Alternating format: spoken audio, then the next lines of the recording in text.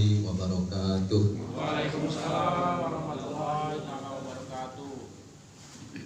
Yang kami hormati Ketua DPRD Kabupaten Bengkalis, yang kami hormati anggota DPRD, Ketua Fraksi PKS, sekaligus Ketua Bapomperda DPRD Kabupaten Bengkalis, yang kami hormati anggota DPRD Bengkalis, Wakil Ketua Fraksi Bu Zaraini, tadi Pak Yunus Sanusi, yang kami banggakan, kami muliakan kuasa hukum dari Bapak Khairul Umam, Ketua DPRD, beserta partner Rekanda Elida dan Pak Muhajir.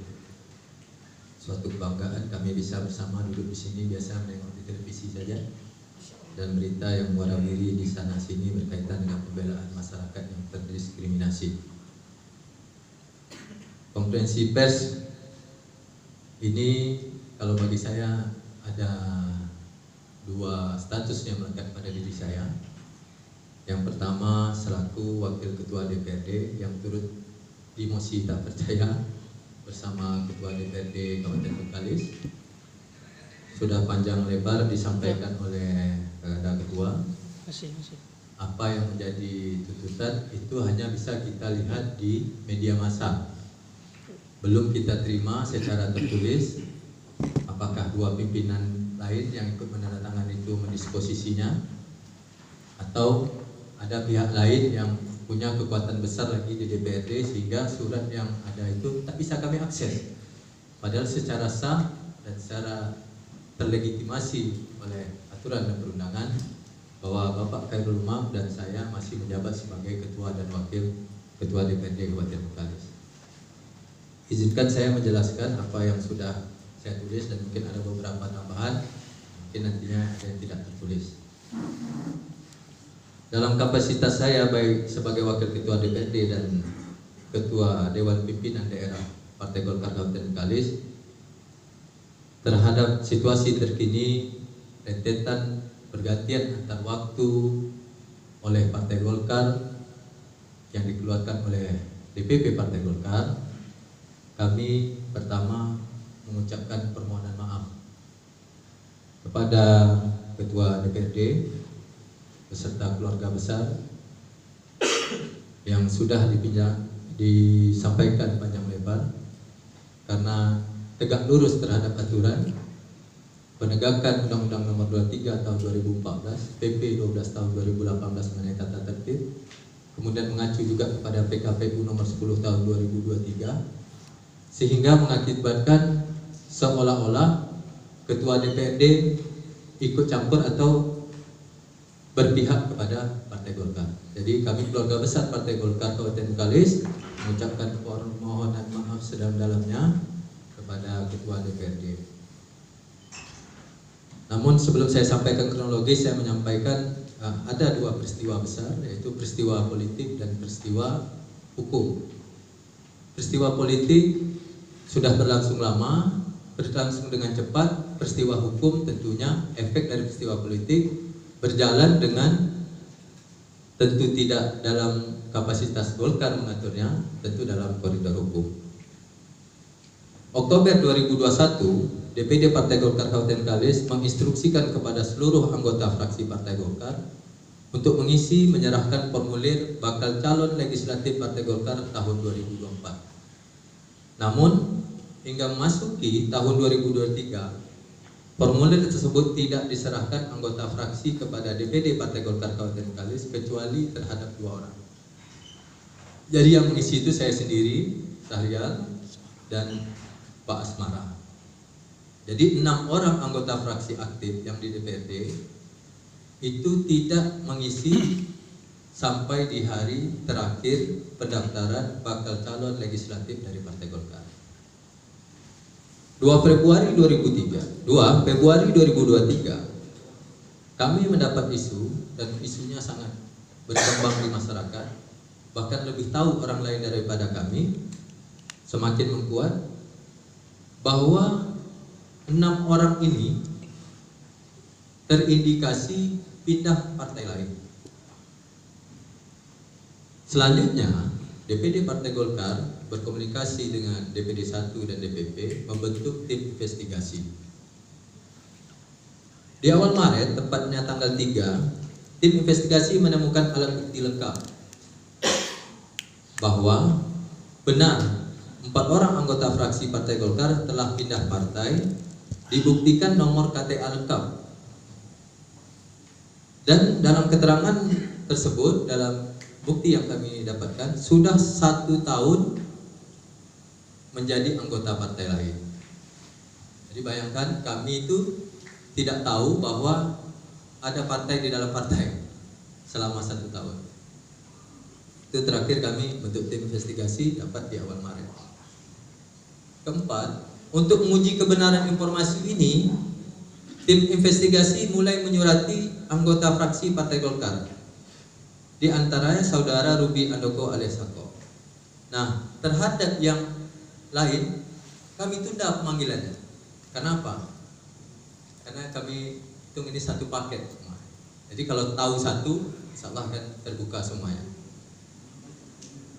Yang bersangkutan hadir memenuhi panggilan pada tanggal 27 Maret menghadap Wakil Ketua Organisasi dan menghadap Wakil Ketua Kaderisasi dan Keanggotaan, yaitu Saudara Muslim Hadi dan Saudara Afwan Afandi. Hadir bersama dengan kita, mohon berdiri. Ya. Sayangnya, Saudara Ruby Handoko alias Sako tidak mengakui bahwa dirinya pindah partai. Yang kelima, saat tahapan DCS berakhir di tanggal 15 2023, dari 8 anggota fraksi, 6 orang anggota diantaranya tidak mendaftarkan diri ke Partai Golkar. 4 orang yang kami sampaikan tadi sudah mendaftarkan diri ke, kita sebut aja partainya karena sudah jelas, yaitu partai ke PDI Perjuangan.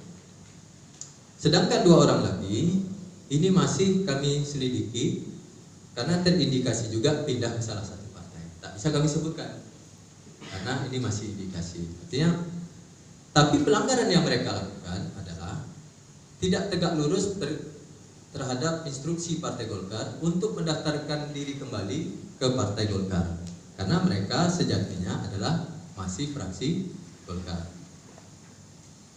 Keenam, sebagai perpanjangan dari partai, tentunya semua anggota fraksi wajib tegak lurus pada aturan partai.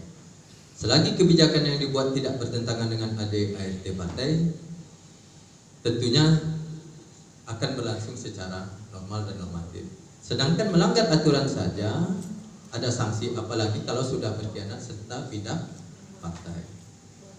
Jadi AD/RT partai manapun, saya kira barang siapa yang sudah keluar dari partai tersebut tentunya tidak lagi menjadi anggota partai asalnya. Dan anggota partai asalnya berhak mengajukan hak partai, itu adalah salah satunya penggantian antar waktu. Nah, penggantian antar waktu ini tentunya tadi sudah diceritakan kronologisnya, saya tidak mau mengulang-ulang. Tapi saya akan masuk pada kondisi mosi tak percaya. Saya tahu hanya dari video, dari pemberitaan bahwa pertama Syahrial itu sering membuat kegaduhan. Saya tak tahu sering itu berarti kan sudah beberapa kali. Saya minta dibuktikan nanti di mahkamah mana, tapi saya tidak percaya dengan BK. BK ini orang yang konflik interest. Salah satu anggotanya ada dari Golkar, yaitu Bu Rahmayeni. Ikut menandatangani, dan kami pastikan itu karena ada berita dari beliau yang mengatakan dia ikut tanda tangan karena ilustrasinya Syahrial ego. Saya sampaikan, mereka menyampaikan itu dalam perspektif mereka. Dalam perspektif partai harus tegak lurus. Ketika tegak lurus tentu ego. Tak boleh dikurang sesenti dan tak boleh ditambah sesenti. Apalagi berkaitan dengan kepindahan keanggotaan partai. Nah, berkaitan dengan Rahmayeni, kita lagi mengevaluasi. Hasil evaluasinya tentu sampai pencermatan DCS ke DCT ini selesai. Nah, sumber kegaduhan ini adalah Syahrial, kami ingin dibuktikan, tapi saya tidak percaya BK karena BK sendiri tidak tertib terhadap tata tertib dan ikut bersama-sama memberikan tanda tangan dalam mosi tidak percaya tersebut. Karena kami hitung kali 36 tadi masuklah diantaranya Rahmayeni. Kemudian apa yang dilakukan ini tidak bersifat personal. Saya di DPRD alhamdulillah sudah menuju akhir periode. Dulu pernah juga melakukan PAW terhadap 2 anggota Partai Golkar, yaitu Pak Ol dan Pak Samda di periode yang lalu. Mohon maaf terpaksa kami sebut namanya karena ini peristiwa politik sesuai fakta. Dan Pak Hol melakukan gugatan juga, akhirnya terselesaikan dengan baik karena memang di waktu itu pengadilan tidak meneruskan karena ranah sengketa partai itu sesuai dengan Undang-Undang Nomor 2 Tahun 2011 berkaitan dengan partai politik, berada dan bersifat absolut itu di Mahkamah Partai dengan waktu 60 hari. Jika tidak diselesaikan, maka barulah dia bisa bergulir kepada pengadilan lainnya. Karena saya ini tidak orang hukum, tak mau saya bahas itu secara detail. Tapi kami sudah berpengalaman mem-PAW 2 orang juga. Dan itu pernah terjadi. Nah, sekejap masuk PKS, sekarang ke Golkar lagi. Dan menunjukkan saya tidak personal, anggota yang di PAW tadi kembali lagi ke Golkar. Nah, saya berusaha tidak personal. Jadi kalau ada yang mengaitkan secara personality sumber kegaduhan, saya ingin dibuktikan kegaduhan apa lagi yang saya buat. Masa satu orang serial bisa membuat kegaduhan sebanyak 36 orang tersebut. Yang kedua, dari berita yang saya dapat, saya itu mengintervensi ketua DPRD. Jadi sangat luar biasa lah saudara Syahrial. Kita beri azan atau apa? Azan jauh nih. Kita lanjutkan ya. Jadi sangat hebatlah Syahrial. Kiranya kalau bisa mengintervensi seorang ketua DPRD, ketua PKS yang latar belakangnya, mohon maaf, saya harus memuji beliau. Beliau walaupun secara tidak resmi atau beliau juga enggak seperti guru saya juga di bidang keagamaan. Berkaitan dengan hal-hal tersebut saya sering diskusi. Tak mungkin saya bisa mengintervensi seseorang yang punya keluasan pikiran dan punya kesamudraan ilmunya. Benar, saya memberikan pendapat, tapi bukan langkah mengintervensi. Nanti tanyakan ke beliau langsung apakah beliau merasa terintervensi atau tidak. Nah, 2 hal itu yang menjadi pokok perkara, termasuk di dalamnya proses PAW tadi. Bahwa dikatakan saya tidak mengindahkan surat gugatan yang dilayangkan ke DPRD, artinya merendahkan suatu lembaga karena ada gugatan yang sedang berlangsung. Bagi kami di partai, karena definisinya jelas, sengketa kepartaian itu berada di Mahkamah Partai, gugatan yang mereka lakukan itu bagi kami tidak tepat dan tidak berdasar. Sehingga surat ini tidak ada alasan untuk diberhentikan atau ditunggu atau dipending prosesnya. Dan kesempatan ini kami jelaskan bahwa tidak ada ikut campur ketua DPRD berkaitan dengan persoalan. Nama beliau harus bersih. Kalau saya ini ya namanya pimpinan partai yang mungkin hari ini ada yang tidak senangi, saya ikhlas saja. Silakan mereka katakan saya ego karena saya hanya menjalankan tegak lurus terhadap keputusan DPP. Selanjutnya, masalah mosi tak percaya, dan ingin menggantikan kami di video yang ada tersebar. Saya kira sama jawaban saya. Silakan lobby Pak Samsuar, Gubernur Riau, Ketua DPD 1, kemudian lobby juga DPP Pak Erlangga untuk mengeluarkan SK baru kepada siapa terserah atau kepada mereka, mungkin kalau mereka dianggap layak oleh DPP untuk menggantikan posisi Syahrial, dua-duanya saja sebagai Ketua DPD Partai Golkar sekaligus saja sebagai Wakil Ketua DPRD, nanggung kalau Wakil Ketua DPRD, dua-duanya aja. Silakan. Kemudian perlu saya lanjutkan, selesai ya, masih tak percaya, saya tak mau berlanjut di situ. Yang mereka melanggar tertib dan sebagainya sudah dijelaskan ke Ganda Ketua. Pada tanggal 5 Juli 2023, Saudara Ruki Handoko alias Ako ini menyampaikan surat pernyataan mengundurkan diri sebagai kader Partai Golkar kepada DPD Partai Golkar. Ini aneh nih, sudah mengundurkan diri sebagai kader Partai Golkar, otomatis secara peraturan perundang-undangan nomor tentang pemerintah daerah, tentang tata tertib, tentang pendaftaran bakal calon, beliau sudah wajib di PAW. Ada suratnya Pak, nanti kami kasih PDF-nya semua.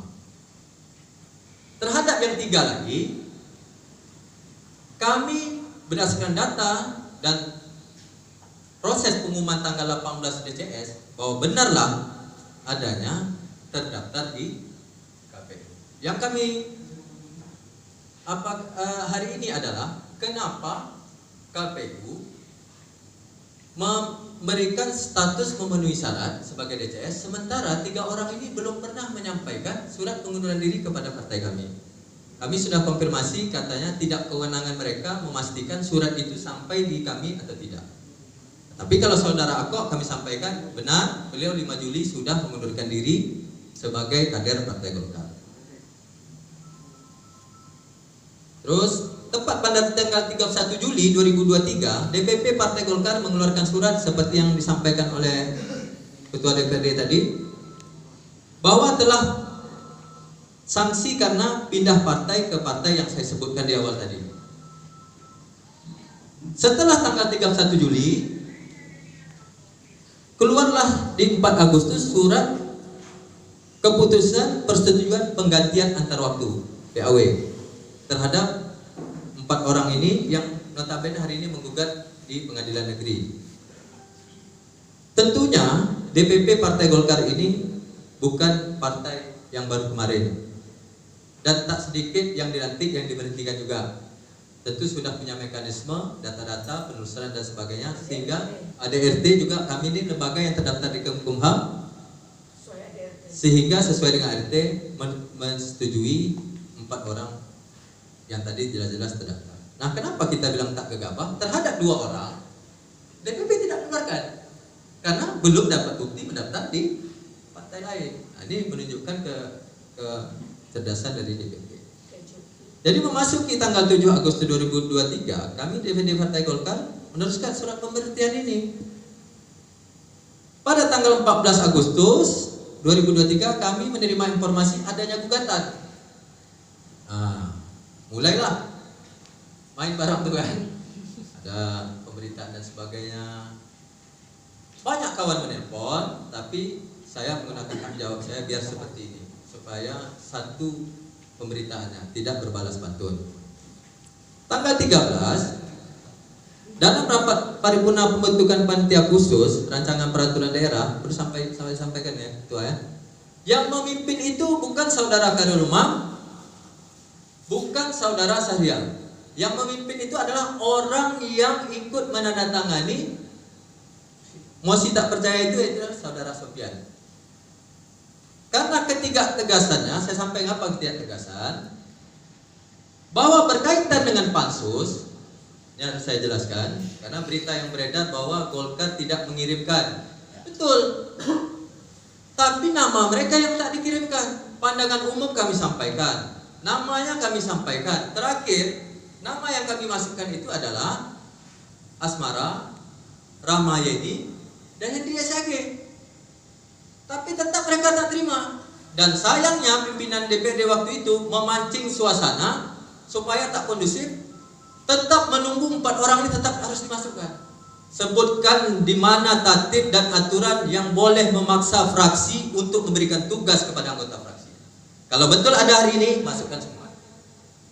Bersifat penugasan, karena keluar dari Partai Golkar, secara de jure betul bahwa mereka masih sah sebagai anggota DPRD. Terbukti menggunakan hak-haknya, gaji diambil, perjalanan dinas, ada reses. Tapi saya tak tahu nanti publik bisa menggugat atau seperti apa, karena bisa jadi kebohongan publik di Golkar tapi ke PDI. Nah, ini kan terserah publik, karena publik adalah rakyat yang memberikan mandat. Nah, kita dipaksa untuk memasukkan 4 orang dan ada semacam ancaman verbal kepada saya.